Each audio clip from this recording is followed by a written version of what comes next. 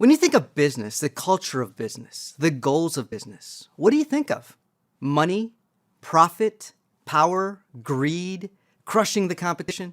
Look, business can be those things. Sometimes it has to be about those things. But the reality is that for most of us that want to earn a living without compromising our morals, without hurting others to get ahead, business is about creating good things for customers. It's about satisfying our employees and our business partners. Make no mistake, business is about making money, but you can't make that money without customers, employees, and business partners. Yeah, believe it or not, business is about making people happy, making people comfortable. It's also about learning and growing so you can know how to make people happy and comfortable in the future. But remember, business is not about achieving one of those things. It's about doing all of them. Today, tomorrow, 5 years from now, 20 years from now. Great business is not about overnight success. Great business is about indefinite success. Contrary to what movies may have taught you, business is not just about understanding money. To be successful in business, you need to understand people. What do customers want? How do they want it? How can I get more from my employees? What kind of company do people respect? You need to understand infrastructure, buildings, roads, the internet, the legal system. You need to understand resources, supplies, raw materials, energy. You need quality resources at a good price. Business is art, and these are our paints and our canvas. Money, people, and infrastructure. That's the tangible stuff. How about the intangible stuff? To be successful in business, you also need to be aware of what happened yesterday, what's happening right now, and how I can use data, information, and knowledge to make better decisions tomorrow. Finance, accounting, sales and marketing, supply chain management, human resource management, information technology. Instead of thinking of these functions as being about investing, selling, manufacturing, hiring, and firing, think of them as tools to help you understand money and people. Think of them as data centers. Think of them as groups of people with knowledge. Think of them as aids in making decisions that will make people both happy and comfortable. Wealth, power, and greed. Those may be cool words to motivate teenagers that dream about becoming millionaires overnight. For the rest of us, those that actually work, those that want to create a better world, those that want to become active members of our global society, get ready to learn about real business. Because by understanding money, people, information, resources, and infrastructure, by understanding how to make customers happy, you'll have the ability to start and successfully run your own company. You'll be able to get the most out of a nonprofit organization. You'll even be able to maximize government's value to the community. And in the process, you will become a valuable resource for any organization.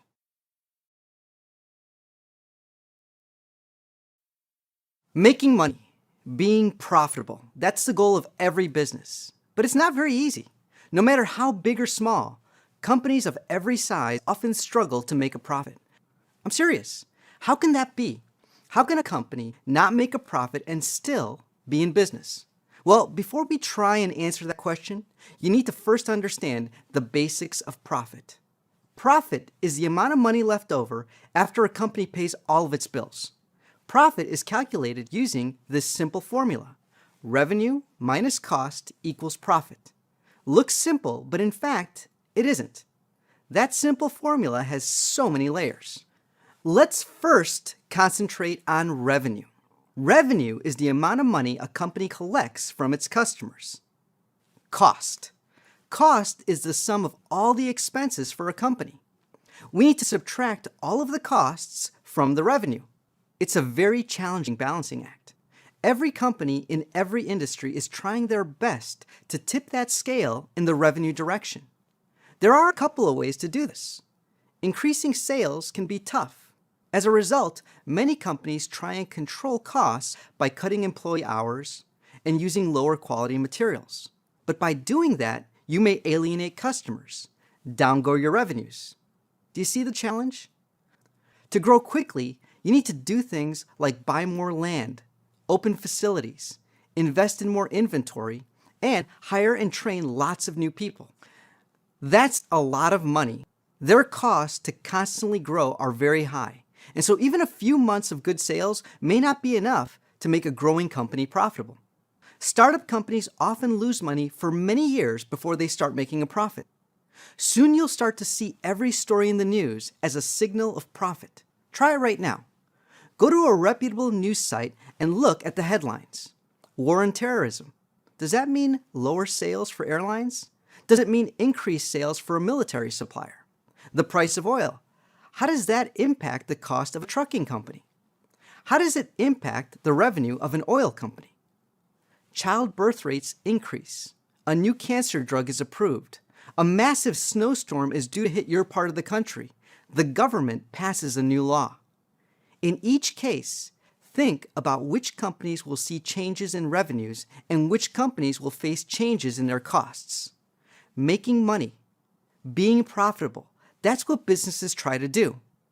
These are the big decisions business executives face on a daily basis.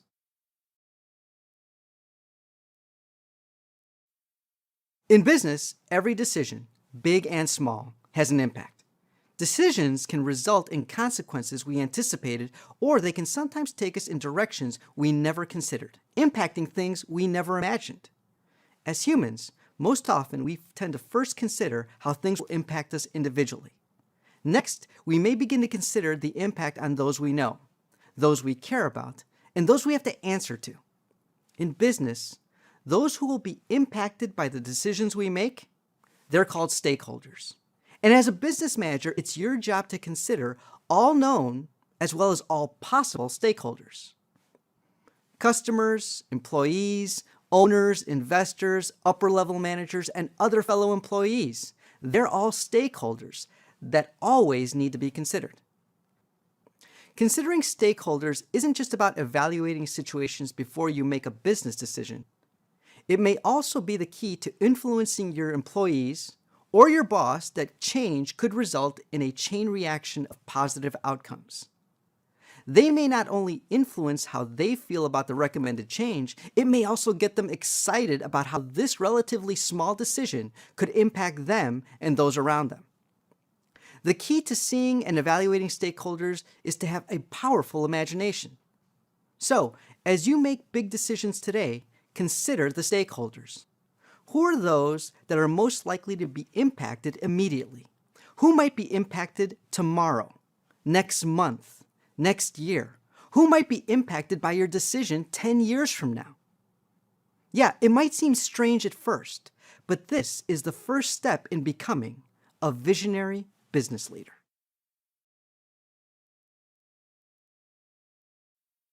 What makes you valuable? Why would someone want to hire you? Don't be shy. If you don't take stock of everything going for you, you may be wasting something. So, what makes you valuable? Do you have a special skill? Perhaps you're willing to travel. Can you speak multiple languages? Perhaps you're young and energetic, or maybe you have experience that most others don't have. Perhaps you have excellent connections. You have access to smart and influential people. Perhaps you have a car. These are your personal resources.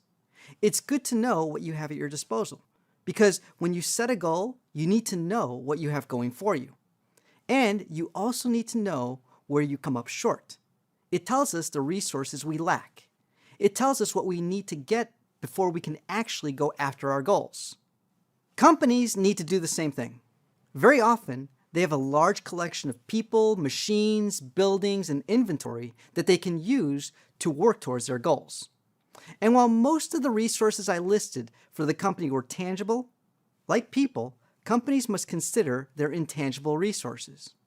What are the intangible resources a company may have available to them? Perhaps they have a well-known and trusted brand name. Maybe the company has a cool image that customers love. Perhaps the company has excellent credit, or maybe the company is liked and trusted by important government officials. Like a person, no company has everything. And like a person, companies can make the mistake of miscalculating their resources. We've all probably thought at some point we had a strength only to find that others were much better than us. Or perhaps we thought one of our strengths was really valuable, only to later find out that no one really cared that we could do a handstand. It can be embarrassing when we discover that something we thought was a resource might actually be a weakness or a liability. In business, being aware of your resources is vital in knowing what you have and knowing what you need. It's critical to know that you have something special, something that could differentiate your company from the competition, or something that could be used to develop new products or reach new customers. Knowing your resources is also vital in selling your company to potential investors. And in our cutthroat world, where the battle to get talented people to join your company gets more intense each day, companies often attract employees by listing all the positive things the company has going for itself, basically by listing its most valuable resources. And as our world changes at such a rapid pace, a company will have a hard time staying competitive if they aren't aware of what they have and what they lack. Which of these does your company have? Any one of these might be the thing your company will need to get an edge. Any one of these might be the difference between being prepared to change or getting swallowed up by change. So let's first consider your goals. What do you want to do? Do you want to write a book? Start a tech company? Do you want to develop a video game? Now let's take stock of your resources. What are the resources you have at your disposal? What are the strange things you have that someone else might not have? What are your differentiators? Then ask yourself, what are the things you lack to achieve your goal? Okay, now it's time to get someone to believe in you. If you wanted me to invest in you, how would you try and sell me? Sure, having a good idea would be nice, but if you didn't have some valuable resources at your disposal, I'd probably feel a little nervous about investing in you to make that idea real. Resources. That's what makes you valuable. So you want to start a business. Well, what kind of business? I'm not talking about what you might make, sell, or service. Instead, I'm talking about the ownership. Who will own and run your business? Let's go through some of the common forms of business ownership. Let's start with a sole proprietorship. One owner with all of the management power. One owner that can claim all the profits. They carry all the risk and get all the rewards. But add more owners, then we have a partnership. Each owner is a partner. Each shares in the profit. Do all partners run the firm? Not necessarily. A partner that's active in managing the firm is a general partner. A partner that invests money but is otherwise not active in running the company, they're a limited partner. Perhaps a partnership wants to grow, but they need more cash to expand. The present owners can sell some of their shares in the company to investors. The company is now a corporation. Those investors, they're stockholders. Therefore, they're the owners, and they can easily sell their shares at any time. Corporations are legal entities. In effect, they have legal rights just like a person, which means the corporation is responsible for anything that might go wrong. The investors, at worst, can only lose the value of their stock. But who runs the company? For a corporation, the owners, that is, the stockholders, they can elect a board of directors. That board can choose the top executives in the company, but the board of directors cannot influence day-to-day activities in the company. What does this mean? Well, to a certain degree, in a corporation, stockholders own and managers manage.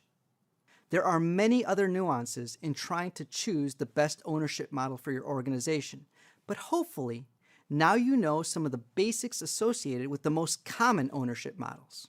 And hopefully, you'll be able to consider the important issues and ask the right questions as you move forward in developing your organization.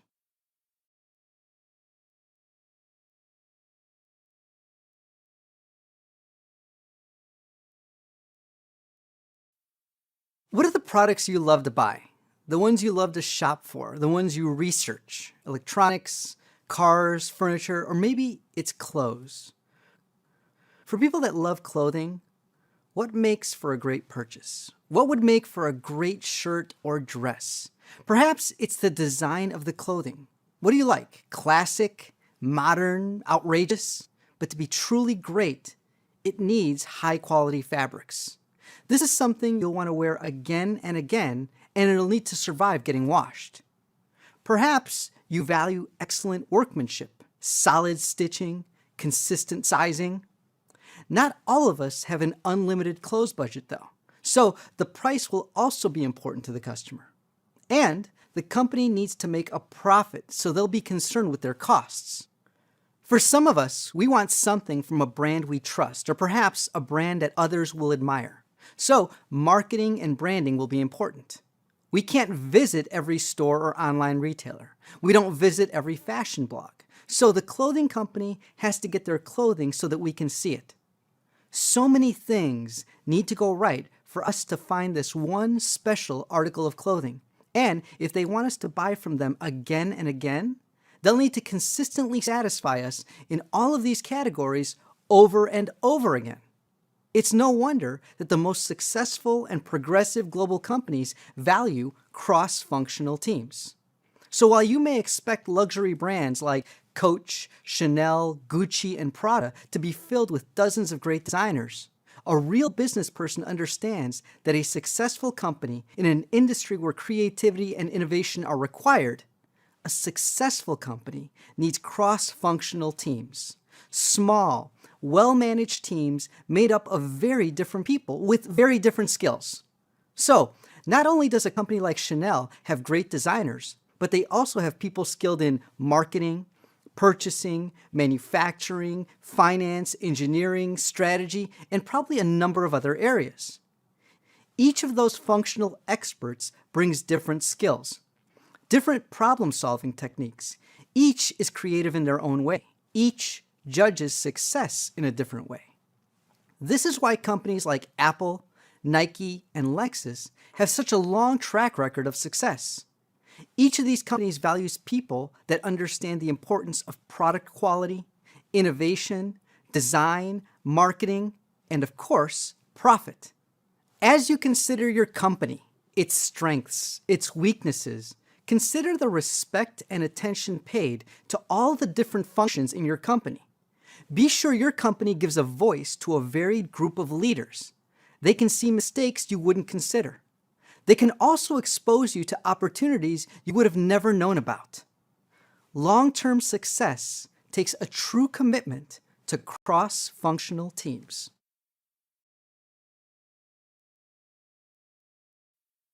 Cost, quality, and speed are all related to company flexibility. For example, when you buy a car, you're given certain options: vehicle color, leather or fabric interior, electronics, navigation and media options, tire options. But they don't ask you the type of battery you want in your car. They don't ask you what kinds of spark plugs for your engine. They also don't ask what types of oil and antifreeze to use in your car. Why? Well, the company is trying to balance a number of things. They want to give you choices so the car feels special, so the car feels like it's yours. But they can't let you choose everything because offering the customer choices requires extra time, extra inventory, and it's possible the customer really doesn't care.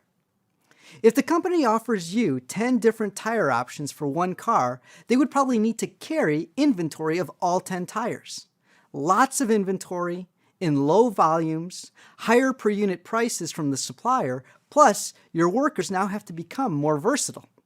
At the same time, when companies offer lots of options, customers might be willing to pay a premium to get exactly what they want. Also, when a company offers more options, it's possible to attract a wider market of customers.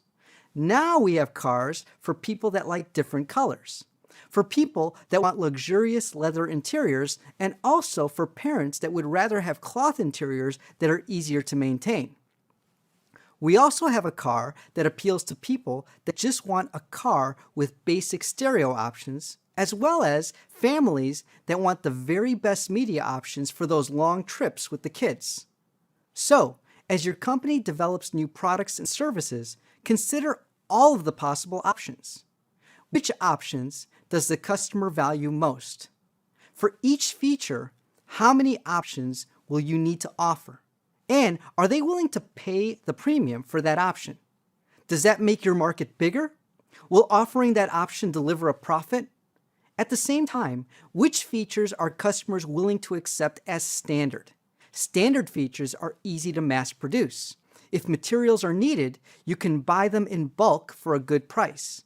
And fewer options might make it easier for a customer to decide whether or not they want to purchase your product or service.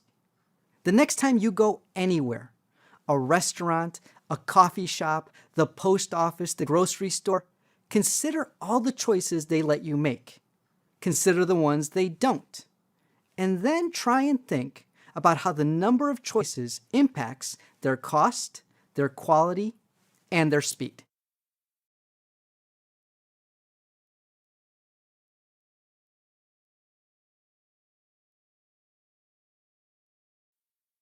In business, pretty much everything customers enjoy requires some materials. A great meal required delicious ingredients. A movie experience required comfortable seats. Even your massage was made better with fragrant, nourishing oils. Companies must recognize that every material purchase is an opportunity to improve the product or service provided. Procurement and materials management are the segments of the company that find suppliers, purchase the materials, and then make sure that this inventory is stored and used effectively. If done right, procurement and materials management can improve customer satisfaction. They can contribute to the company's profitability. And by partnering with reliable suppliers, they can help the company develop a stable supply chain that can be counted on to continuously deliver high-quality products and services to the consumer. To illustrate these points, let's use a cell phone as our example product.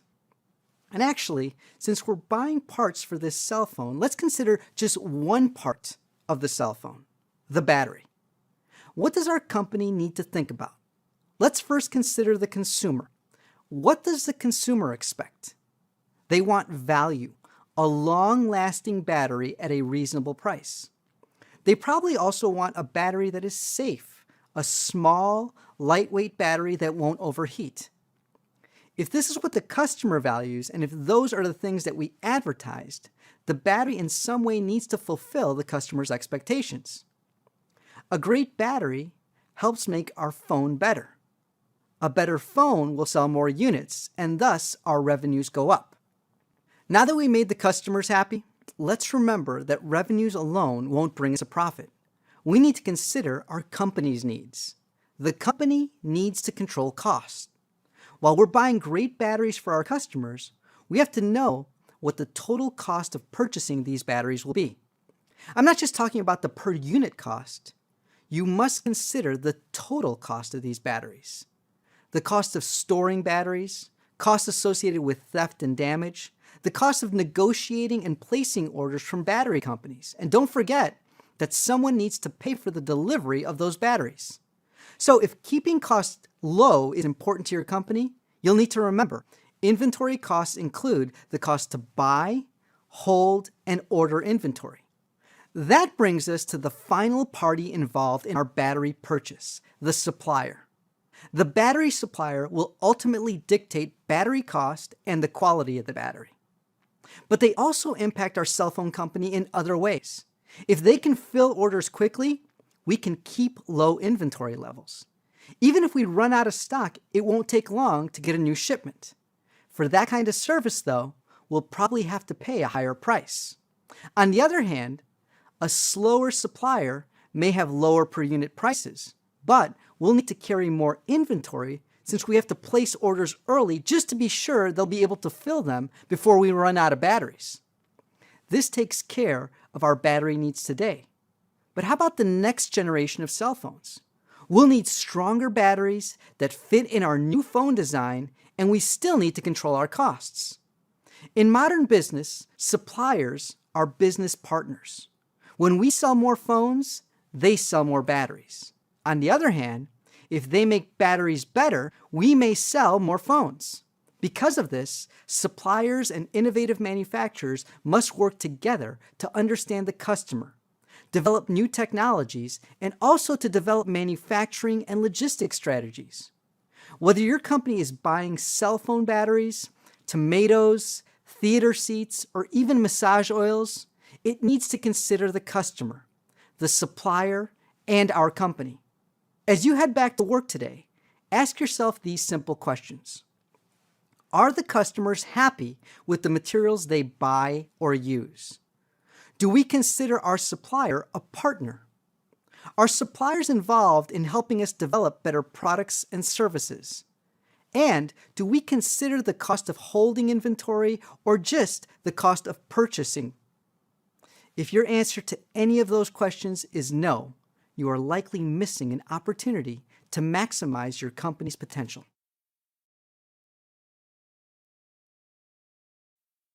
Look around you. Look at your stuff. How was your stuff made? Which items were made well and which items were not? Which companies do you always trust to make good stuff? Your favorite car, clothing, and electronics companies. They can only stay your favorites if they can deliver high-quality goods over a long period of time. Good manufacturing and quality control are vital components of building a global brand that customers are loyal to. So, let's take a look at some of the primary issues manufacturing managers think about every day. And let's use a car company as our example. So, once they have a design for a car, they need to know the demand. How many cars will be needed each month? Perhaps it's a brand new model. So we might not sell too many the first year, but forecasts tell us sales will grow significantly next year. So just how big should our facility be? Remember, a facility that's too big will be a waste of money. But if it's too small, we risk not having enough cars to sell. In manufacturing, cost is almost always a key consideration. So we have to know how much money will it cost for materials, labor, transportation, facilities, and energy to make each vehicle. How flexible is our manufacturing process? How many choices do we give customers? Do we let them choose car color? Do we offer a navigation system? Can they get upgrades on seats, entertainment systems, sunroofs? Which brings us to quality. What exactly does quality mean to you? Aesthetics, durability, reliability, speed? Manufacturing must make a car that their market deems to be high quality. And even then, what's good today won't be good enough next year. Manufacturing facilities must be ready to continuously improve. Then there's the question of where the cars will be manufactured and by whom. Should we make them in the country where they will be sold, or should we make them in another country? Should our company make them, or should we hire a contract manufacturer to make the cars for us? What are issues manufacturers consider when making these types of decisions? Cost, of course, materials, energy, labor, real estate, taxes. Also, is it possible that the country has more access to skilled labor, or do they have easy access to material and energy-related resources? Perhaps the contract manufacturer has so much experience making these types of high-quality products that you know they can make them better than you could ever make them yourself. Location can also impact speed. Perhaps their location makes for easy movement of inbound and outbound materials. Perhaps your end item is big and expensive. Manufacturing location may impact your delivery times, and perhaps you might be able to avoid import taxes. Currency might also be a factor. Imagine that you are selling a product in Europe. Investing euros and getting paid in euros minimizes the chance that profits might be wiped out by big swings in exchange rates. And in some cases, choosing a manufacturing location might take into account the stability of the country, political stability, crime rates, inflation rates, labor laws, and culture. Executives don't want to have to worry about what might happen tomorrow at their factory that might be 5 or even 10,000 miles away. The companies that make your favorite stuff, Apple, Lexus, Nike, Samsung, Mercedes, they have transformed their corporate images into global brands. But without a backbone of high-quality manufacturing, those companies would not survive. Making their customers happy means that every single product you buy from them meets or exceeds expectations. So, as you use your favorite product today, think about who made it, when it was made, where it was made, and what they are doing right now to make the next product you buy from them even better.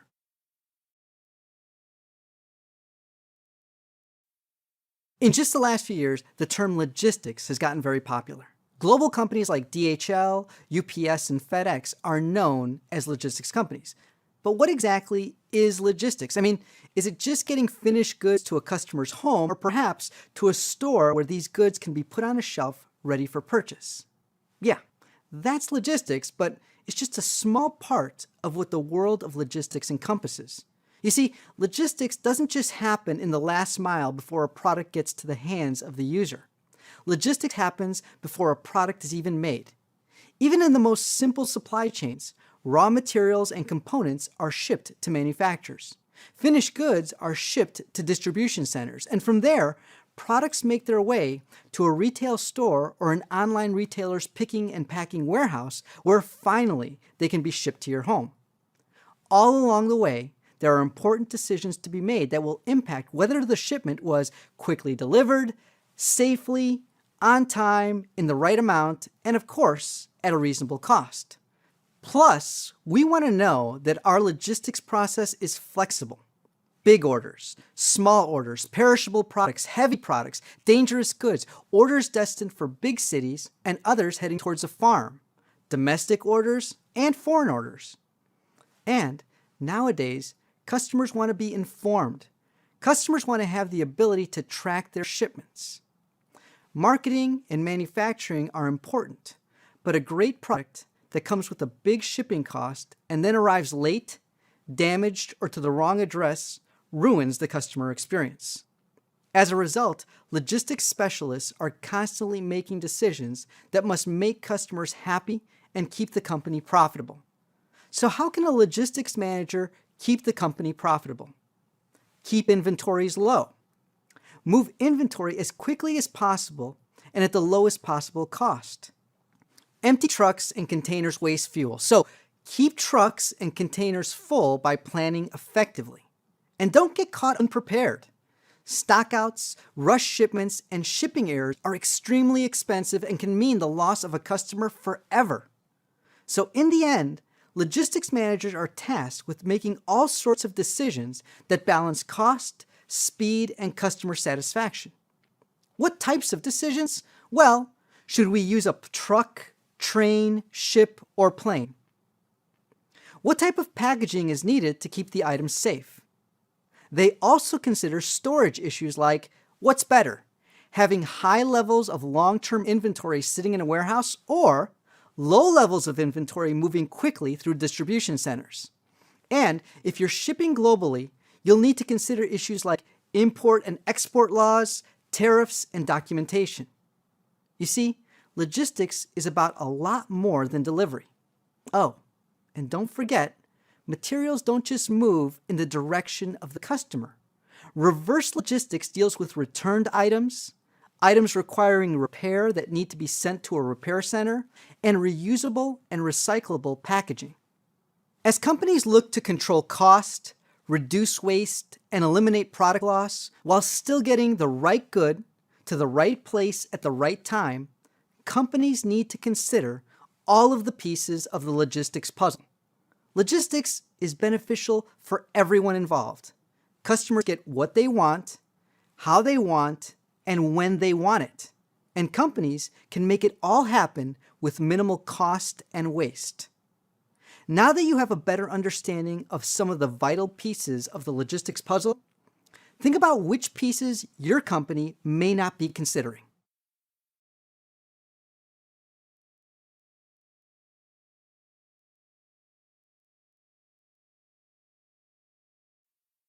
Whether your company has customers, wants customers, or if your already successful company wants even more customers, knowing that customer is vital to securing sales. So, as a company looks to start selling their products and services, often one of the very key questions they need to confront early in the process is, who should my company want as customers? Who is our target market? Well, your target market should probably include people that you're capable of satisfying while still earning a profit. That way, they're happy and you're happy. So, how do companies describe their target markets? Well, target markets can be described in a number of different ways. Is your target market made up of men or women? How old are they? Where do they live? What language do they speak? What are their hobbies? What do they do for a living? How much money do they make? Or better yet, how much money do they spend? And is it possible your target market is not made up of people? Perhaps your target market is made up of other companies. And it doesn't matter where your company is today. If you're a brand new startup company, a large global firm with a rich history, or maybe your future company is only an idea in your head. Knowing your market is important to being successful today and in the future. Why? Well, a company and its marketing team and sales force have only so much time and money. They need to use their resources wisely. We're not just making sales today. We're building a target market that is loyal to our brand. So whether you want to know your customers' desires today or tomorrow, whether you want to use your company's money and time wisely, or if you just want to find new customers for your products and services, understanding your target market is vital to the evolution of your company.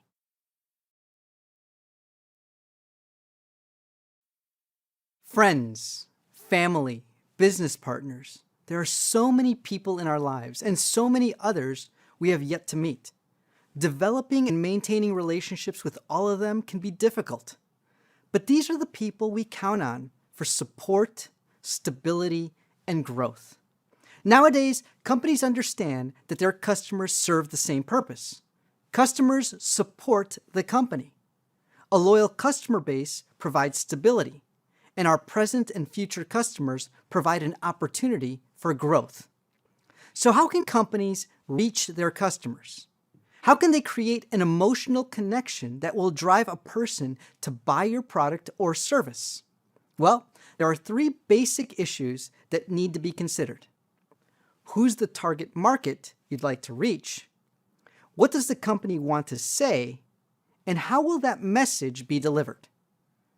Let's start by considering the target market. A good marketing department will isolate people that they would like to target as potential customers. Sometimes the market is quite narrow, so reaching most of them might be rather simple. On the other hand, some target markets are large and diverse. They contain people with very different lifestyles.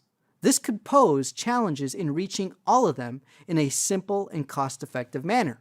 So we may need to dissect the target market into smaller slices, reaching each slice with a different message or using a different medium.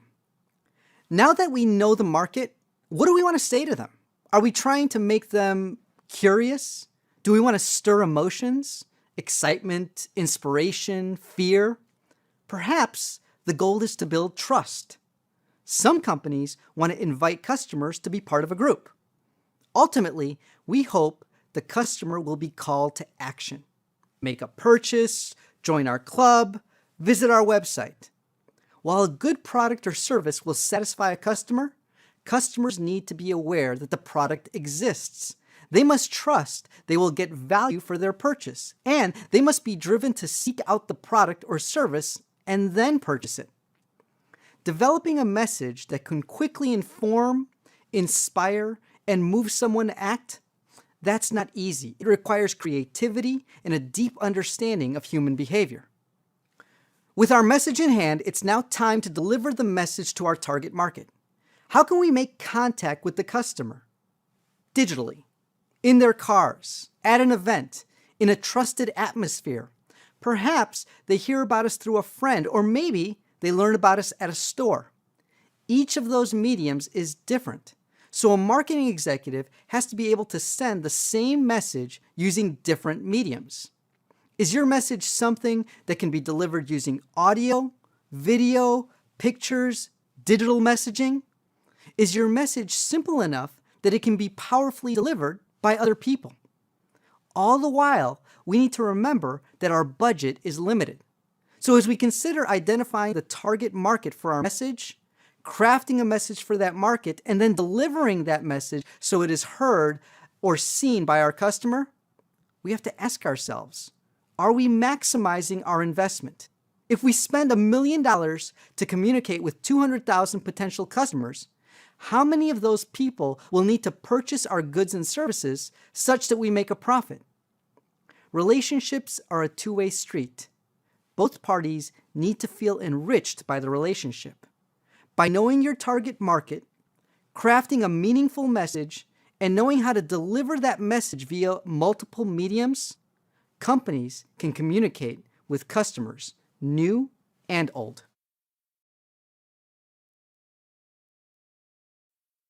Customers are interested. They're actually considering making a purchase. They've taken the step to seek out a representative, or maybe they're at your website. Perhaps they even decided to visit your store. Now what?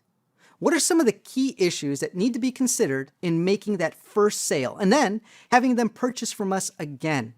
At this point, typically, customers are looking for trust, comfort, stability, and growth. All play a part in moving a customer to make a purchase. Therefore, your people, your website, and your facilities all need to demonstrate that you are committed to the customer and their needs, that the company cares, that the company will be here if you need assistance, and that the company is looking for opportunities to get better. The facility, signage, furniture, cleanliness, how the company representatives look and act, the words that are used, the documents customers are required to fill in and sign, they all carry messages. Are your people, facilities, and websites sending out messages that drive sales, or are they driving away potential customers? Let's consider delivery. Even when a customer is ready to purchase from your company, they'd like to know when the product or service will be delivered. Fast delivery, free delivery, easy in-store pickup, installation. It's important to know what your target market wants and needs, and it's important to understand what your competition is offering. The final hurdle in making a sale is processing the sale, especially on that first sale or with any major purchase. Before you give your money over to any person or company, a number of questions probably race through your head. How many forms do I need to fill out? Why? Do I need to sign a contract? What does the contract say? What types of payment are acceptable? When will they tell me the final and full price of the transaction? Before the transaction is complete, will representatives push me to sell additional products and services? What are the options for canceling or changing my order? What happens if I'm unsatisfied with my purchase? What are the return policies? What happens if the item stops working? You are so close to closing the deal, and still, there are so many opportunities to scare away the sale. Whether you're selling to a new customer or a return customer, consider the importance of your sales resources, sales reps, facilities, website. Work to provide competitive delivery options and create hassle-free business processes that protect both your company and your customer. Customers, they're here. They're interested. Now it's your job to show the customer that you are committed to giving them what they want and demonstrating that the transaction is only the first step in developing a long-term relationship.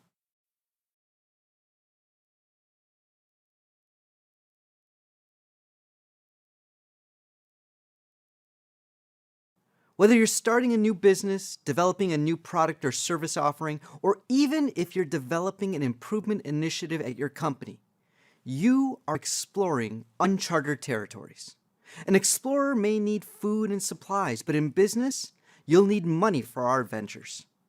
The question, of course, is how much money?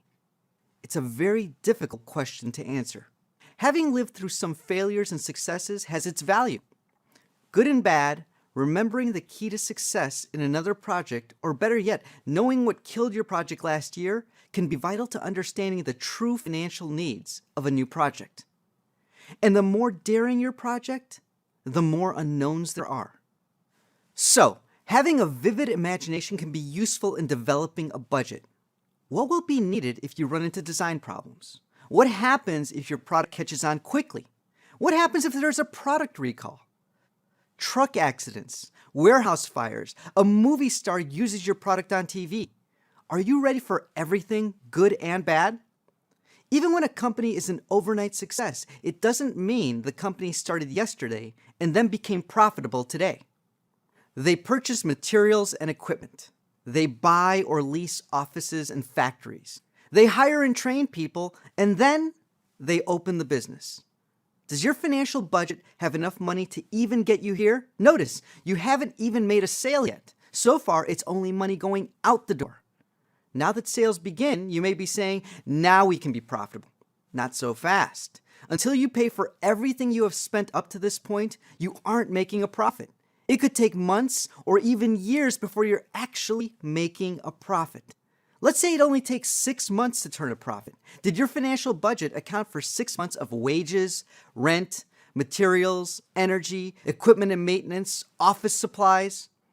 Perhaps you also start to notice that if sales continue to grow, you'll need to get more space, hire more people, use more energy, buy more machines and materials.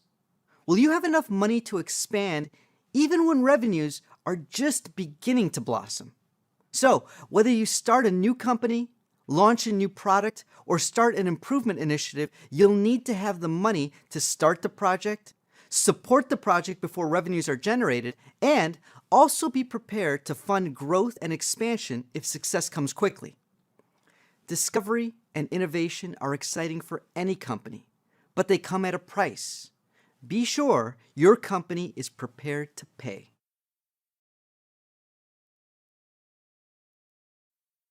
Knowing how much money is needed to launch a business, a product, or an initiative is difficult. But once you have a number, it's time to find the funding. Perhaps your company has the extra cash lying around. Even then, though, you'll need to show your plan and projections to the finance department and hope they think that your idea is worth investing in. If your idea looks like it'll get the company the best return on investment, great. But for many of us, getting the money will not be that easy. So let's look at some options for borrowing the money.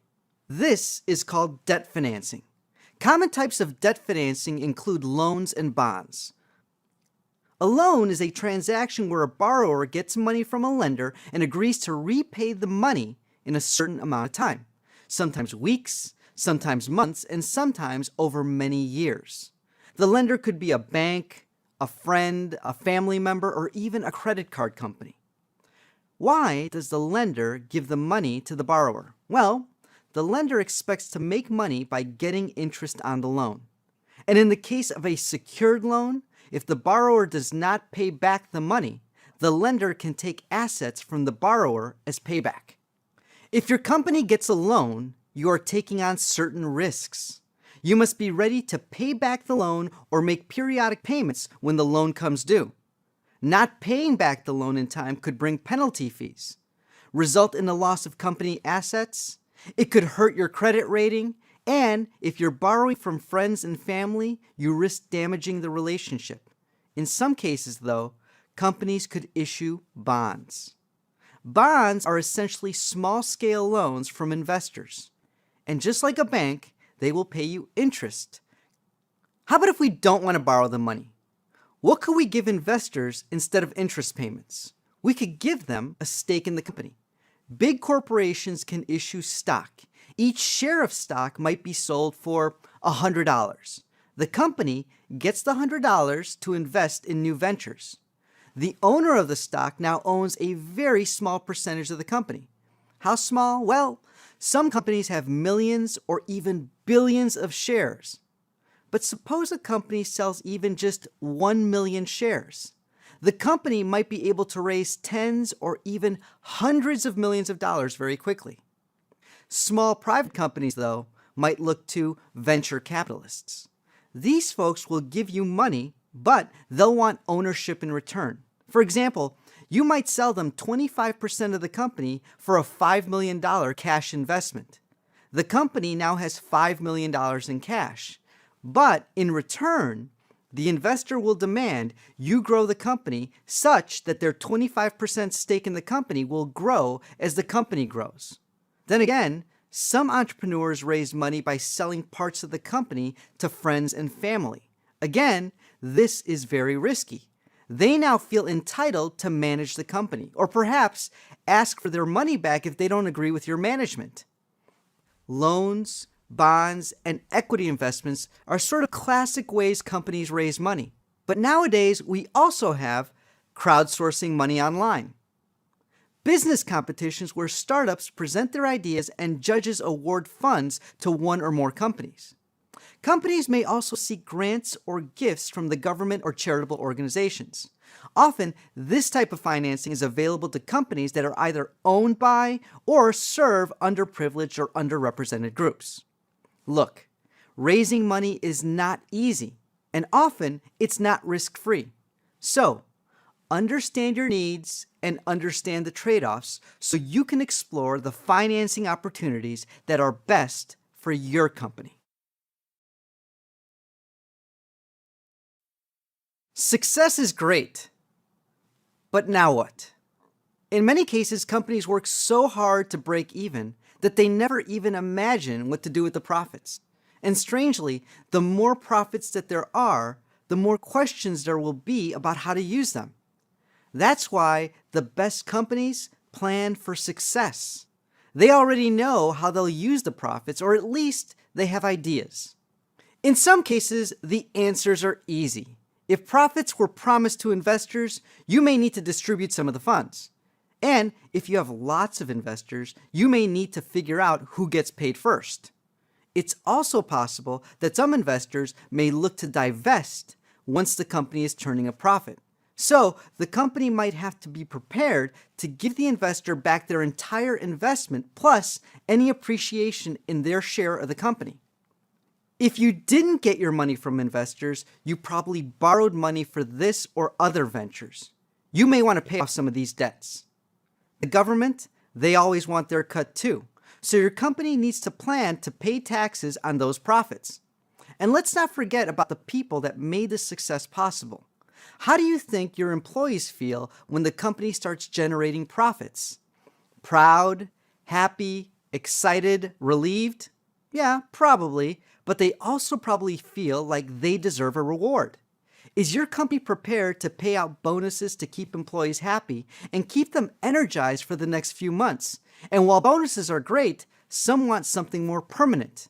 Perhaps a raise or a promotion, maybe education incentives, or employees would just like to see the offices improved. And don't forget that your competitors will try and steal away your best employees in an effort to copy your success. Are you prepared to pay up to keep those employees? Perhaps you still have money left over. What else could you do? Well, you might want to continue to grow this opportunity. Investing in more people, facilities, and materials may be required.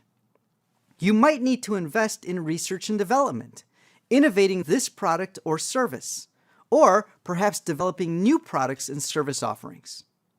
It's also possible the company may want to invest in other companies and their new business ventures. And some companies even want to share their good fortune with others by giving to charities they believe in, or investing in the communities where their employees live. And sometimes they provide special offers and awards to their customers. But the reality is, the best companies do not distribute, donate, or invest all their profits. Saving some of that money is an option.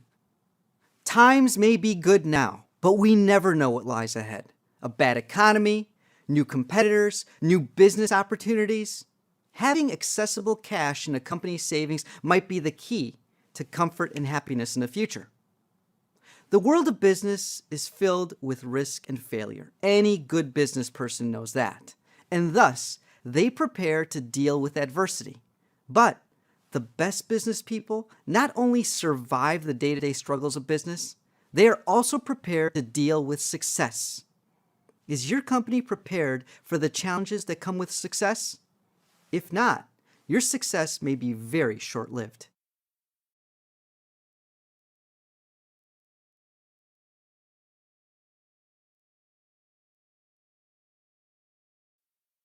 Why do companies decide to bring on new people? Perhaps they need to grow a department. Maybe they need to replace a person that left. It's possible the company requires a new type of employee to fill a modern need. Whatever the reason, to make a good hiring decision, the company needs to be able to describe the position to be filled, what type of employee they want to fill that position, and also how much it will cost to effectively fill that position. Let's say we want to hire someone to redevelop our website and then to manage and grow the website in the future. How would you describe the position so that it sounds interesting, so that we can attract the very best candidates, motivated professionals? But for a person with a bit of experience and for someone motivated to develop a strong career, this particular web development job sounds exciting. They're interested. They like us. That's good. But do we like them? Let's tell them what we expect. Hopefully, the unqualified have now moved on, and the best candidates are now working on their resume. Look, we can't interview everyone, so we need to do our best to find great candidates and entice them to apply for the job. Communicating a job description and job requirements, and then being sure that the best people know about the job is only the first phase of finding a great person to join our company. Now that we have applicants, we need to figure out which candidate is the best fit for that job and our company. So, how do companies figure out who to hire? Well, let's consider what we might want from our web developer. They need to talk to executives. They need to have the ability to develop creative content. They need to have technical skills. They have to understand our culture and our ethics, and they have to be trustworthy. How could you see if the candidates have everything it takes to be successful in this job? Interviews? Sure. But how could you test their ability to develop creative content? How about asking to see some of their past work? Do they have a portfolio of work? How about technical skills? Perhaps we can have them take a test. Maybe we can give them some homework that they could bring to the interview. Are they trustworthy? Nowadays, most companies will also do some sort of background check with law enforcement and perhaps also with past employers. And once the interviews are over, you'll also need to consider some other issues. What happens if no one is fully qualified? Would you be willing to take someone that is mostly qualified? Also, are your hiring practices legal and ethical? Is diversity for your company government mandated or part of a plan for corporate excellence? And who gets to make the final hiring decision? Their new boss, a top executive, the person that interviewed them, or perhaps someone in human resources? And even when you find the best candidate and decide to make them an offer, there is still the question of whether or not they will accept the offer. The best candidates often have lots of options to choose from. Offers, counter-offers, negotiations, and signing a contract may be all part of the hiring process. Once they accept the position, you will need to gather their personal information for company records and sign them up for a benefits package. Once we have them in the system, the new employee might go through a corporate orientation, and then they might get trained on equipment or business processes. Imagine going through all that time, all those resources, and then finding out you hired the wrong person. Great people are the key to a great work environment and excellent customer satisfaction. Recruiting, evaluating, hiring, and training employees is extremely expensive. Companies that do not take these processes seriously waste lots of time and money and are then stuck with a subpar workforce.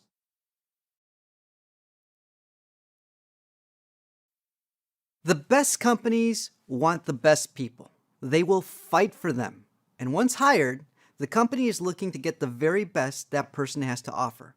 That means finding their strengths, identifying their weaknesses, providing opportunities to develop their skills, and, as the person grows, putting that person into leadership positions. That will both help the company grow and also keep the employee satisfied. Big or small, companies want to measure the performance of their employees, And the bigger the company, the more the company will rely on data. But which data? What should a company measure, and why do companies measure? Companies measure because they need to know areas of strength. From those strong people and groups, they can learn about success and pass along that knowledge to others in the company. Companies need to find weaknesses so they can fire people. Just kidding. Firing people is expensive. There's no guarantee the next person hired will be any better. So, finding weaknesses helps the company know what types of help to give those that are struggling. In a company, we are all part of a corporate family, and as such, we need to help those in need. Think of it this way: you hired them, so they are your responsibility. Another reason companies measure is to motivate employees. Think about a time someone said they were going to measure your individual output. Did you up your game? Didn't you start noticing details? Perhaps you even started getting creative about how to solve problems.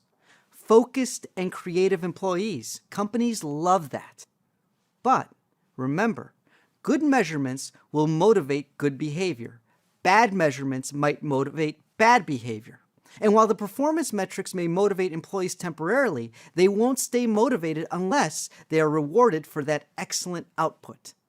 So, the best employees will expect money, promotions, awards, job security, and corporate benefits for continued excellence.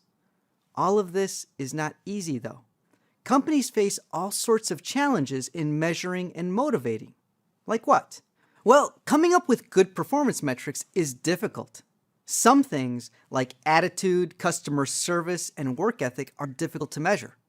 Also, sometimes it's difficult to evaluate individuals when they work in teams. Even a single bad performer on a team could bring the whole team down. And even if a company can identify the best workers, it's hard to reward them all.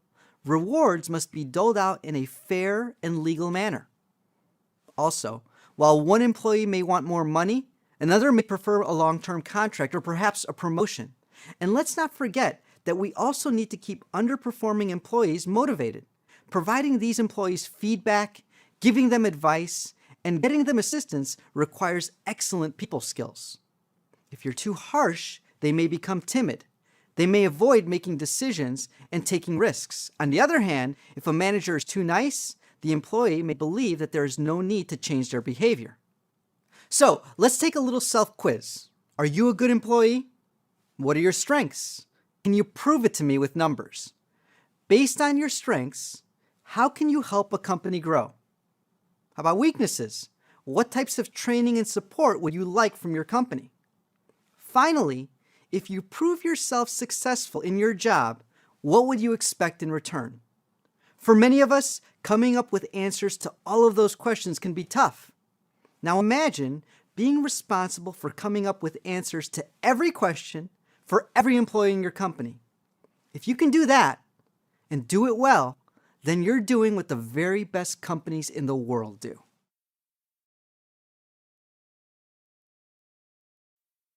Do you love where you work? Whether the answer to the question is yes or no, the more interesting question is always why. Why do you hate or love your company? Let's look at some of the common issues that motivate us to love or hate our company. In some cases, we just don't like what we do. Tedious work, simple work, repetitive work, interacting with angry people, delivering bad news to good people. Those types of jobs numb our brains and they hurt our soul. Nonetheless, these jobs exist, and in many cases, these jobs are required, and often the people in those jobs know this. Still, in return, they want to be told that their work is appreciated. They want to know the company is working hard to make their jobs easier whenever possible. The place where you work can also impact your psyche. People love clean, modern, and safe workplaces. They want a good balance of interaction with coworkers and also areas of privacy. Lighting, furniture, technology, the neighborhood, the restaurants, transportation options, the lunchroom, all of these things can make coming to work each day harder or easier. And while a company can't give you everything, employees appreciate when the company improves the work environment. There are many ways to pay employees: hourly wages, annual salary, sales commission, year-end bonuses, stock options, signing bonus upon hiring. Each of these has its own pluses and minuses for the employee and the company. Some companies and employees want minimal risk. Others prefer to motivate workers based on their recent performance. So it's important to remember that some employees might prefer an annual salary. Others may want the risk and rewards that come with getting paid on commission, and perhaps others would like some combination of the two. Perhaps employees desire some personal benefits, medical insurance, retirement packages. Is the company willing to take care of your family? Will they take care of your significant other? Will they assist with education expenses? Can you work from home? How much vacation will they provide you? Perhaps they have free food and beverage in the office. Can you bring your pet to work? Free shuttle to work, or how about valet parking? Perhaps they have a fitness center in the facility. There are so many possible benefits a company can offer. Again, though, while some employees may love all of these benefits, others may trade fewer benefits for more pay. For some employees, job security is of vital importance, especially for employees with families. A long-term contract and a steady wage may be better than wondering if they'll still be able to pay for food and shelter next month. And while long-term contracts may not be possible for everyone, when an employee knows that they work at a company that values stability, cares about employees and their families, and understands when workers need time off to care for themselves and a family member, that type of commitment and loyalty to employees is something that can create a special bond between the company and their employees. Finally, the very best companies want employees that are always getting better. Why? Because some employees get new jobs. Some get promoted to better jobs in the same company. Eventually, some folks will retire, and on occasion, someone needs to be fired. Because of this, companies must develop all of their employees such that when someone leaves, someone else is ready to take over. And by educating and mentoring employees, exposing them to new projects, and giving them promotions, the company earns the trust of their best employees. So let me ask you again, do you love where you work? Hopefully, now you not only know the answer, but you also know why. Developing a satisfied workforce is tough to do. If you love your company, hopefully now you appreciate how truly special your company is.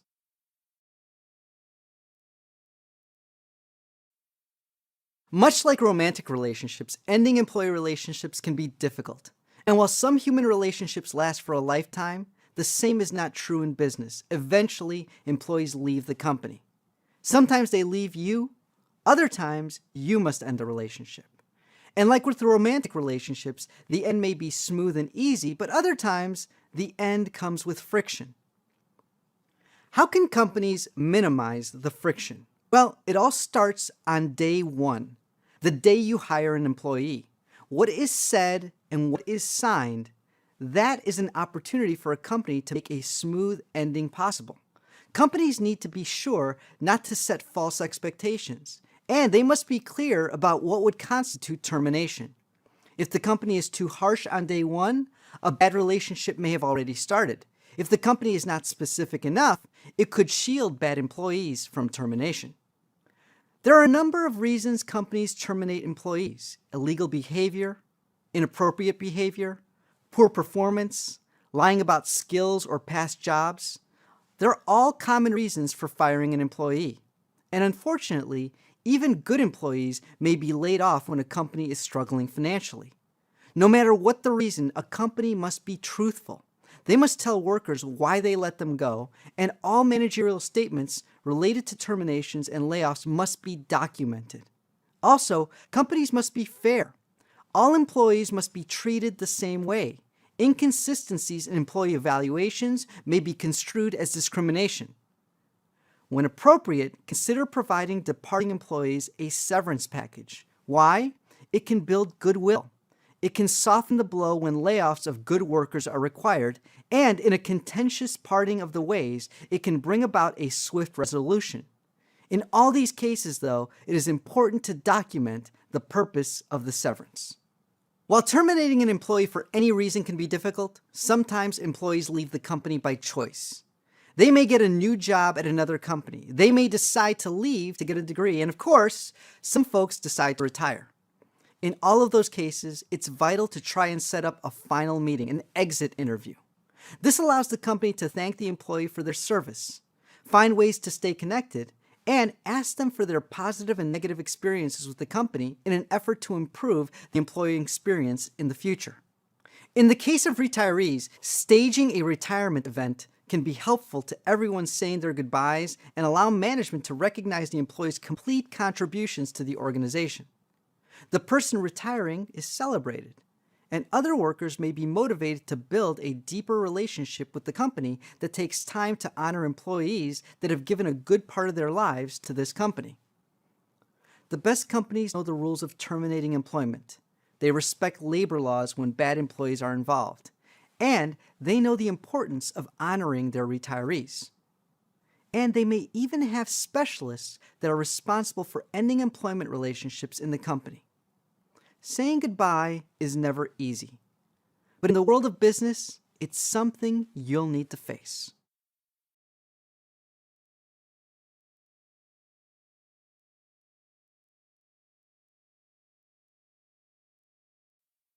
Perhaps you like Starbucks coffee. Maybe you love to buy things from Amazon.com. Do you have a Netflix account? Where do you buy your groceries? Which cell phone provider do you use?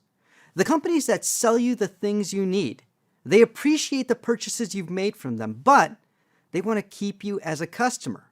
So they're probably more interested not in what happened yesterday, but what you need today and what you'll need in the future. Now more than ever, companies are relying on customer data to discover the mistakes they've made in the past and to help inform the business decisions they face today. The first hurdle in using data to make better decisions is gathering data. Some companies have an advantage in that they require that you create an account, and then, via digital devices, they can track all of your behavior when you use your account. Because of the digital account, they have your personal data, and they also have your transaction data.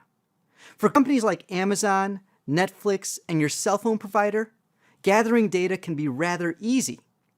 Grocery stores and Starbucks rely on frequent buyer programs, but they can also track all your transactions tied to your credit or debit card. Suppose a company wants new customers.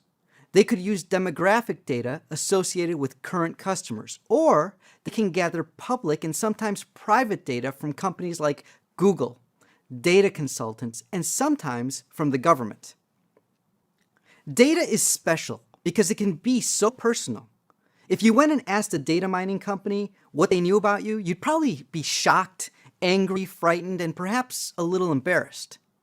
This is why companies that collect and purchase data about individuals must be extremely vigilant about keeping that data safe. The data your company collected could be used to defraud, embarrass, or harass your customers. It may reveal information about your suppliers that their competitors could use against them. And it could inform your competition about how they could steal away your customers. Poor data security is a threat to your customers, business partners, and your very own company. Now, provided you can keep the data secure, the data collected may show changes in buying patterns of your grocery store customers. Perhaps the aging of your customer base is impacting the sales of calcium supplements. Data can show where most of Verizon's cell phone customers are located. It can illustrate shopping patterns at Amazon that result in sales made and transactions that the customer never completed. It might even reveal how cloudy days impact the amount of coffee customers drink. The question is any of this important? And if so, what should a company do about it? The best companies, they don't blindly look through data. They pose interesting and important questions that relate to a specific decision. Then they look through the available data for answers. For example, should Amazon consider a lunch delivery service in metropolitan cities? Or Should Netflix invest in programming targeted at Spanish speakers? These are directed questions that direct data analysts as to what to look for in the data. Understanding your customer, who they are, what they like, when they want it, how they're changing. It's the most important thing in developing a company. So, next time Amazon, Netflix, Starbucks, or any one of your favorite companies announces a major change, ask yourself how the data they collected drove them to make this change. And next time your company faces a difficult decision, consider the challenges your company faces in gathering the data needed to find the solution to your problem. If your company doesn't already have a data specialist, make it a priority. Your company's future is counting on it.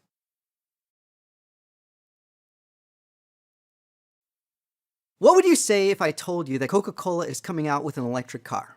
Or that Starbucks was going to have live punk rock bands at their largest locations? Did you know that Apple is going to open a chain of Mexican restaurants? I'm kidding, of course. None of those companies would likely invest in any of those ventures. Not because they couldn't necessarily make them successful, but rather because of your reaction to those announcements.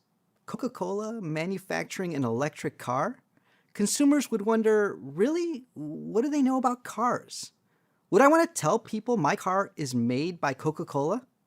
How about Starbucks having live punk rock in their stores? That doesn't make any sense. That's not what their customers want. Even if some customers like punk rock, that's probably not the reason they go to Starbucks. In all of these cases, these major companies are limited by their brand. Coca-Cola is a world-class beverage company.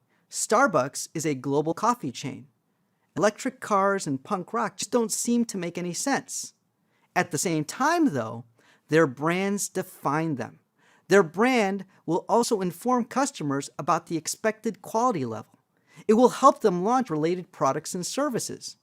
If Coca-Cola announces a new fruit-flavored beverage line, or even if they come out with a Coke-flavored line of desserts, some of their present customer base may be interested. Each product has a relationship to something Coke already does. Similar product lines, similar flavors, and these would be products that would likely be sold in the same place other Coke products are sold. And how about Starbucks? Besides coffee, what defines them?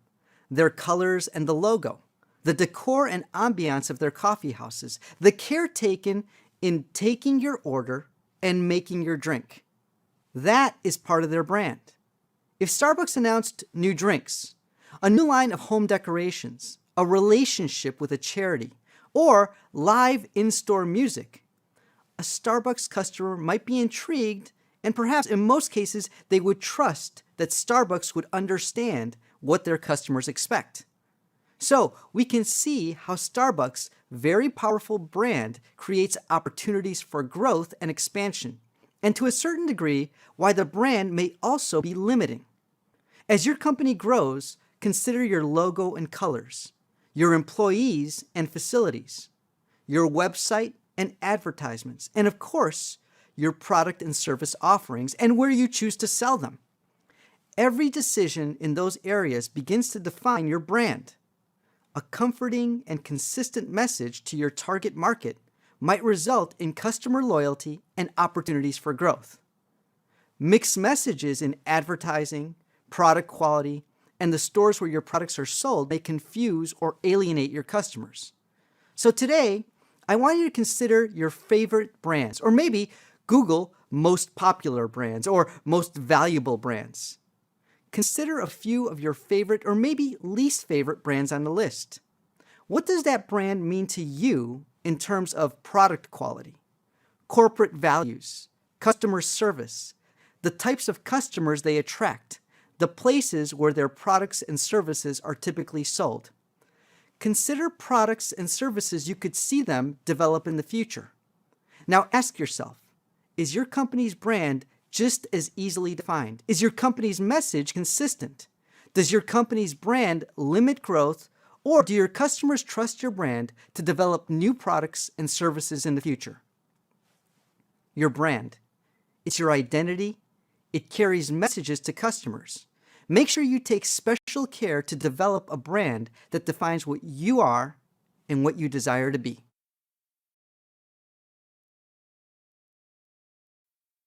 Today, we know Apple as a versatile innovator of handheld devices, iPods, iPhones, and iPads. Electronics that change the way we live. Machines that are both effective and efficient to use, but also elegant in their design. Before the iPod, though, Apple was a personal computer company. They didn't invent the personal computer, but compared to conventional PCs, Apple's computers were stylish, and many consumers felt they were so much easier to use. Their brand was defined by words like elegant design, user-friendly, computing excellence. And then one day, this personal computer company decided to start selling portable music players.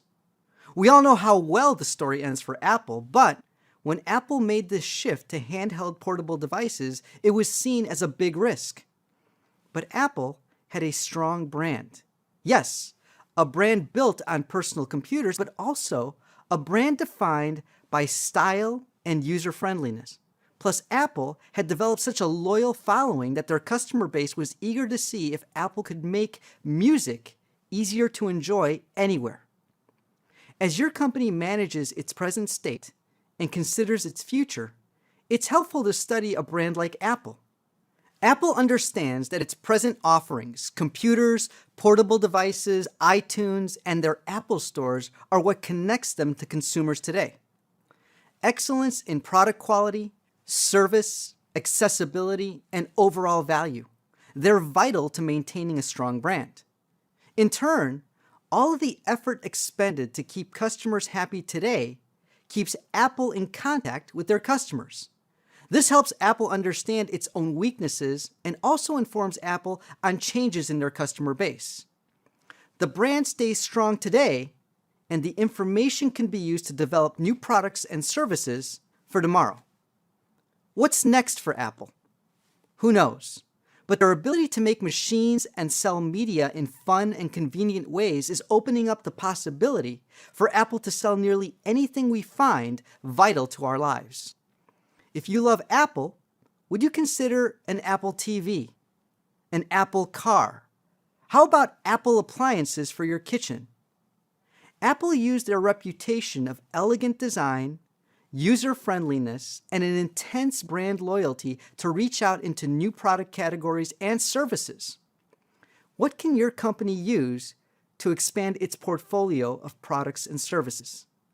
Think about the words that customers use to define your company. How could you improve your image by making changes to your design, your materials, your employees, your website? Based on your image, what would your loyal customers trust your company to make for them? Any good long-term relationship requires us to be aware of the needs of our partner and also requires that we effectively communicate with our partner. Focusing only on our company and not the customer, or listening to the customer without committing to change, each could result in a broken relationship. As we manage customer data and as we develop our company's brand, remember, we're working to strengthen and grow a relationship.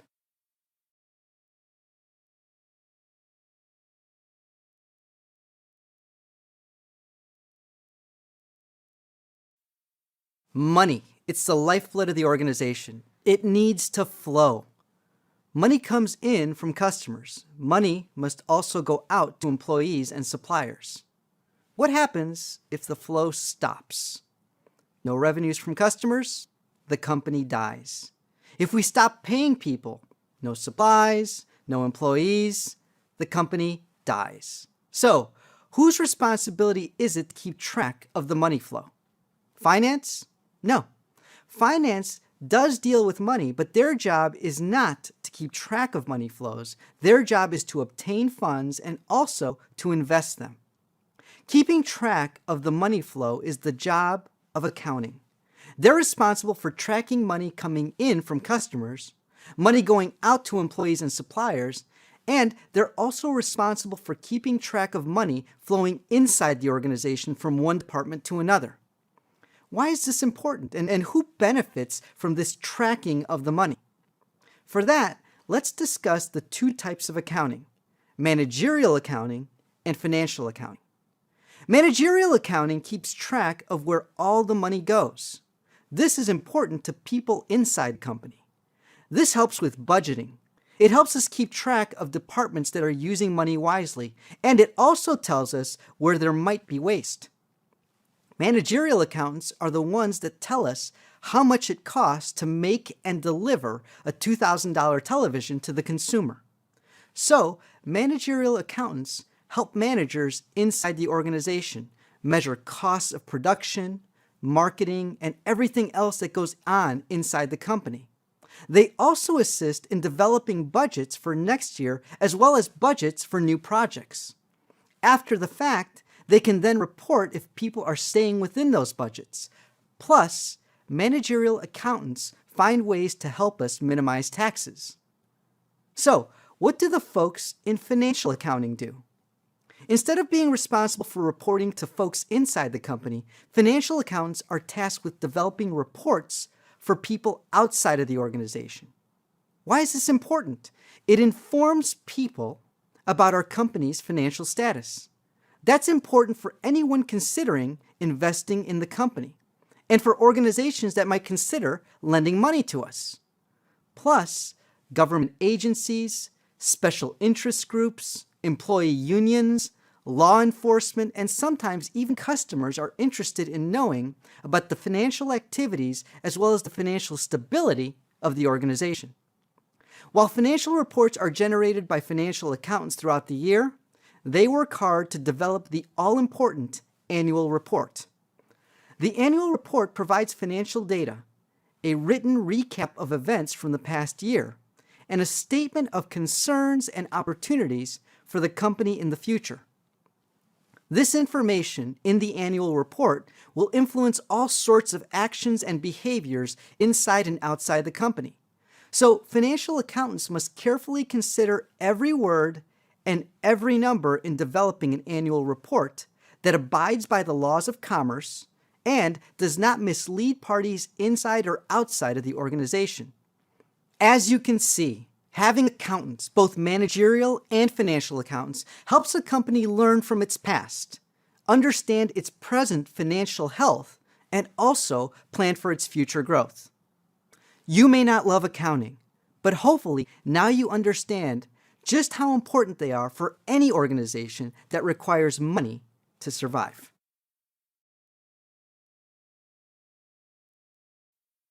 What is your financial worth?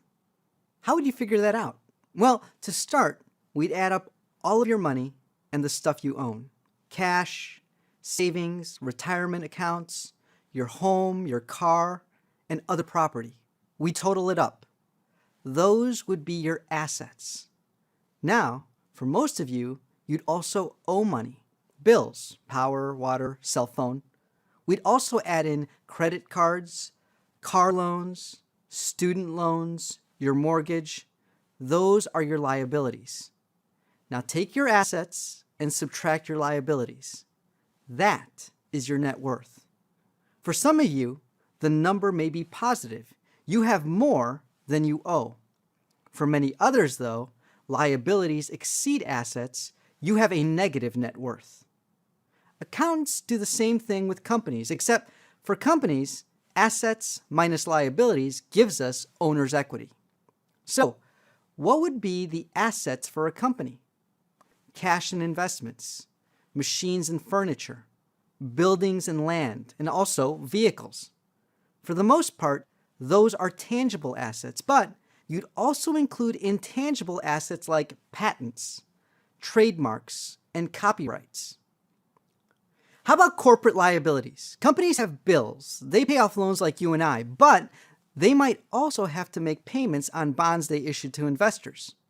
Corporate assets minus corporate liabilities. That gives us owner's equity. And again, just like with our net worth, sometimes companies have positive owner's equity, other times it may be negative.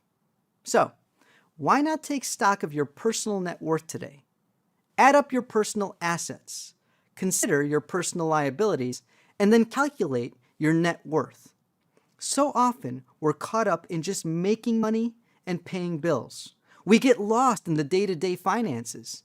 Perhaps by calculating your net worth, you'll see your finances in the big picture, and perhaps it may change your financial behaviors. When companies examine their assets, liabilities, and owner's equity, they're doing the same thing. They're looking at the big picture. Because while a company may have lots of sales and small bills to pay today, they may not be considering debts that may not come due for the next couple of years. So, don't judge a company by what you see. Because just like your neighbor with the great house and luxury car, it's possible the luxurious hotel you love may have lots of beautiful assets, but they may be loaded with millions in liabilities.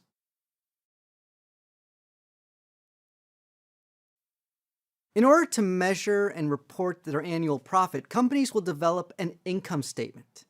An income statement adds up all sales and then subtracts all sorts of costs and taxes.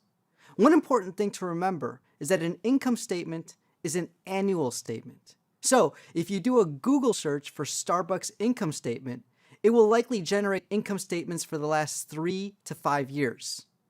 It's also important to remember that companies set their own beginning and end of their financial or fiscal year. So, why don't you open up a browser window right now and find income statements for your favorite companies? See how they make their money and see where their money goes. Perhaps you'll begin to better understand the challenges companies face in actually making an annual profit.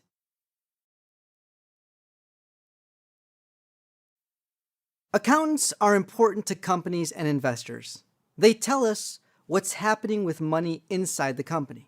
They measure assets, liabilities, sales, expenses, inventory, and ultimately, they tell us about the profitability of the company. I want you to start to see these concepts in action. Go to Google right now and search Inventory Turnover Wall Street Journal or Earnings Per Share Wall Street Journal. What will you find? Well, not only will you find articles about how different companies are performing, you'll probably find articles arguing about what these different ratios may mean in different industries. And with just that little bit of knowledge, you'll be able to form your own opinions about different financial ratios.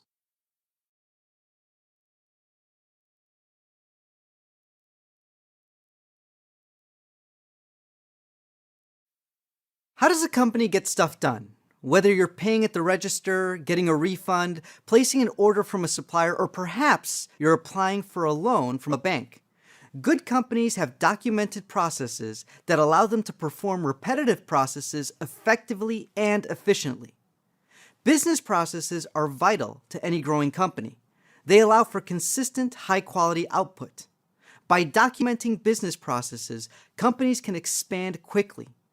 They can essentially become cut-and-paste companies, opening up new facilities by just repeating what is done at other facilities. So, what defines a good business process? A good business process must have good intentions, good corporate goals, and good outputs for customers. A good business process must deliver reproducible results. No matter which locations customers go to, they should have a consistently excellent customer experience. Finally, a good business process must be measurable and manageable. In other words, a manager must be able to see through data if the process is doing well or if it's struggling. And if the numbers are poor, a good manager should be able to guide employees to improve their results. So let's take a business process we are likely familiar with, placing an order for goods that will be delivered to our home. A process should have good intentions. What should be the company's intentions? First, take the order information accurately. Items, names, address, payment information. Also, the process should be fast and easy for the customer. And perhaps it should be a low-cost process for our company to perform. The process we create should be reproducible. So if we plan on taking orders over the phone, we need to create a process that is easy for our operator to carry out. Or perhaps we are Amazon, in which case we have the customer do most of the work for us in an online form. But remember, we need the process to be accurate, complete, and it needs to not scare away the customer. In either case, though, we are likely using an online form that will be filled out by our operator or a customer. This helps us with the third consideration in developing a good process. This process needs to be measurable and manageable. By having an online form capture the data, we can measure the speed and accuracy of the process. We can track the types of mistakes made. And with this and lots of other data, our managers can use simple and advanced metrics to figure out how to make this process even better. What types of business processes do you have at your company? In other words, what are the things that are done over and over again? Now consider each process on its own. Does it have good intentions? In other words, does it consider all of the stakeholders? If this is a good experience, is this experience reproducible? Is it good every time for everyone? Finally, what type of data is being captured? Can managers easily access the data to manage and improve the process for customers and employees in the future? Are there opportunities to save time and money? Can we improve quality? Business processes may seem small and rather insignificant, but the world's global organizations understand that business processes are the building blocks of any great organization. As your company looks to grow and expand, don't overlook the value of a great business process.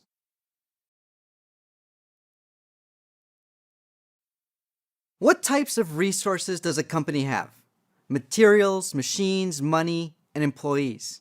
As companies seek to accomplish daily tasks and plan for the future, knowing the resources available to them at any given time is quite valuable. What do companies use to track their resources? One of the primary tools companies use to capture and store data is called ERP. That stands for Enterprise Resource Management Systems. ERP systems are tied to nearly every process in the organization. Material purchases are tracked so we know what was bought, from which company, and how much was paid. New hires are tracked. Salary, position in the organization, and personal information is all captured. Machines are tracked. Which machines do we own? Are these machines scheduled for use? The maintenance record for each machine should also be tracked. Even customer transactions can be tracked. What was bought? By whom? When? What did we pay? As you can see, valuable information related to time, money, people, machines is all being captured and stored by the ERP system. And this information can be available to anyone in the organization, sales, operations, HR, anyone. This can help a company make informed decisions about future purchases, about the types of employees we have and the types of employees we need to hire. It even tells us about how customers' patterns are changing. In a data-driven world, having an IT system that is tied to our processes and our resources is vital. And while you may be at a small company now, it's never too early to start utilizing an ERP system.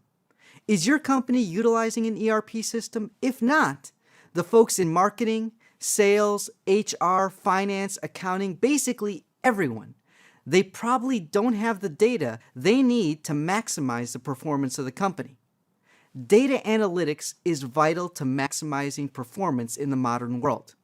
Be sure your company is collecting and storing the data needed to make meaningful data analysis possible.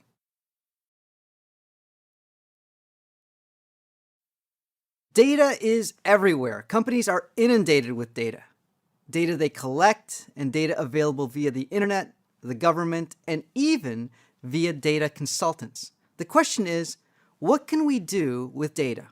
What should companies be looking for? I guess a data specialist would likely tell you that with the right data, a company can do nearly anything. That doesn't exactly give us a starting point, though. So let's look at some of the things we can track, learn, and illustrate with data. What do customers want? They want companies that provide a good mix of cost, quality, speed, and flexibility. Using data analytics, we can see the prices customers pay, the number of returned items, internet ratings for our products and services, the time it takes to ship orders. Customers may want great prices, excellent quality, speedy delivery, and lots of options, but how can we be sure that is what they're getting? Data, of course.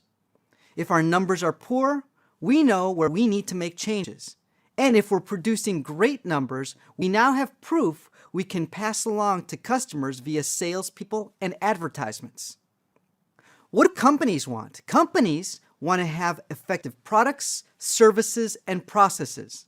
They want to deliver excellent results in the most efficient way possible, and they want to be able to adapt to changes in the market. What does this mean?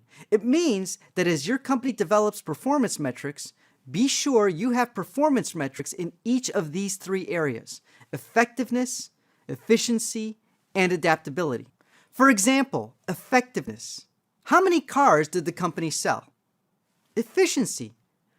How much was the sales and advertising budget to produce that many car sales? Adaptability. Under what conditions were those car sales made? Were interest rates low? Were sales good everywhere or just in certain parts of the country? If your company isn't tracking data in all three areas, it's possible the company may not be aware of weaknesses and opportunities that could impact the company in the future. Once a company captures the data they need, now they have access to metrics that will guide them to the company's strengths and weaknesses. And this allows the company to identify opportunities to learn from the best and to provide assistance to those that need help and training. Most companies have discovered the importance of data analytics.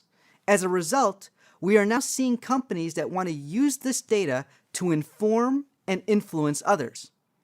In order to do this, companies are concentrating on data visualization. Often, companies are utilizing what is often referred to as executive dashboards. Executive dashboards are like the dashboard in a car. They are designed to provide people with some of the most important data. These reports can be important to salespeople trying to make a sale, or they can also be used by managers trying to find problems in real time. Companies are also finding that a well-designed, user-friendly dashboard can be used to motivate changes in behavior. When employees can see their poor performance numbers, they might up their game. When managers see low performance at the Minnesota office, they can call the local manager and offer advice. Investors can increase or decrease their investment based on what is reported in your investor dashboard. And some energy companies even develop dashboards for customers so they can see their electricity usage patterns. Data is everywhere, so data analytics is here to stay. Make sure your company is maximizing the value of the available data. Be sure your company knows what to measure, how to use those metrics, how to effectively share that information, and then how to improve the behaviors of your employees, your managers, and even your customers.